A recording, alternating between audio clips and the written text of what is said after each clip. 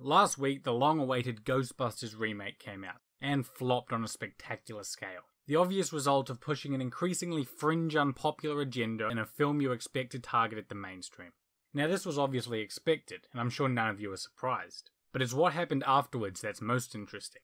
Milo Yiannopoulos, the dangerous little faggot that he is, was antagonizing Leslie Jones, tweeting at her how awful the movie was and mocking her for playing the victim. This led to Leslie responding in an aggressive way, which he then further mocked. Pretty much textbook shitlord behaviour.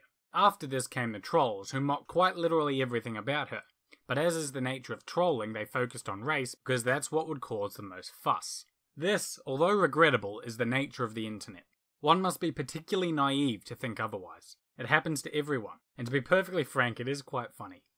By now, undoubtedly everyone is aware this is the result of being in the spotlight. This is what happens when you're in the public space. And despite the constant efforts we have from the left to brandish online harassment as evidence of misogyny or racism, it just isn't true. Trolling, by its nature, targets whatever people are most sensitive about. If you're going to throw a fit every time a woman gets called a whore, then people are going to keep doing it. The supposed phenomenon that women are harassed more on the internet can be categorically debunked on all levels, simply because they don't. In fact, men get more supposed harassment of almost all types, let alone credible threats. But either way, the Twitter admins who had been looking for an excuse to ban Milo for months jumped on it, claiming that he inspired and encouraged this targeted harassment. And then the media largely regurgitated the story exactly as Twitter were hoping. But here's where it gets interesting.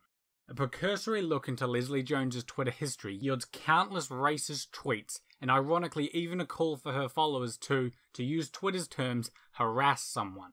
The exact offence that Milo was supposedly banned for. But the plot thickens. Here we have an interview with Leslie Jones explaining exactly how she calls for, to use Twitter's term again, targeted harassment campaigns. And yes, if you call me a name, I'm going to call you a name back. Yeah. I don't care how famous I am or how popular I am. If you call me a gorilla, I'm going to call your mama one. Yeah. Good. I think that's a very... And I blow you up, too. So if you tweet me thinking that I'm the only one that's going to get it, I retweet it so all my followers can see it and get on your punk. And then she has the gall to play the victim. And the media laps it up. You couldn't make this stuff up. What an utter miscarriage of justice. Milo was supposedly banned for inciting racist harassment against her, despite that very clearly not being the case. She, on the other hand, had a history of racist tweets and has admitted to encouraging her followers to harass people, and they have evidence of her doing it. Now, as for Twitter being a private company and thus able to do what it likes, that's not entirely true. Twitter is a publicly traded company, and therefore must implement policies that are in the best interest of their shareholders. In being a publicly traded company, it loses its freedoms to sacrifice profit in exchange for political outcomes its CEO personally favours. Censorship of conservatives, one could argue, is certainly not in the best interest of the company, but this amounts to little more than Twitter's CEO being an incompetent. But back to Miss Jones. Jones, a former cast member on the god-awful Saturday Night Live, for which, according to Wikipedia, she was there to fill a quota, is just generally a repugnant person. Beyond being a racist and encouraging targeted harassment of individuals, she had this to say in an interview. Okay. I'm a very good Cupid. What are you looking for? I really am. Well, I like masculine. Okay, which is rare. It's hard to find. Have you watched The Bachelor? It's so hard to find now. Yeah. All men are born with uteruses now. It's true. I think after 95, they just started installing uteruses. Yes, exactly in men. right. Yeah, seriously. No, if you watch The Bachelorette this season, it is the wimpiest group of men you've ever seen. It's startling. That's society, dude. They raising them. Right. So what should they do? Leslie's looking Beat them up. I don't disagree. Thanks to feminism, the genders are becoming androgynous.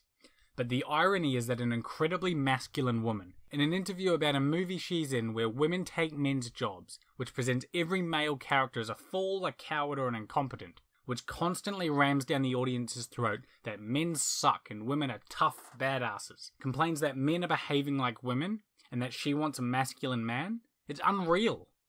Next up we have this interview, where she claims there is no line in comedy and that the solution is to just laugh. So with comedy, I don't find many lines with comedy. I know a lot of people say there should be. I think everything needs to be laughed at. Do you get what I'm saying? To make it soft, to understand and accept. When I've heard jokes about child molestation of someone, and it was hilarious. I know that sounds crazy, but it helps. Laughing as a community is needed to help soften pain.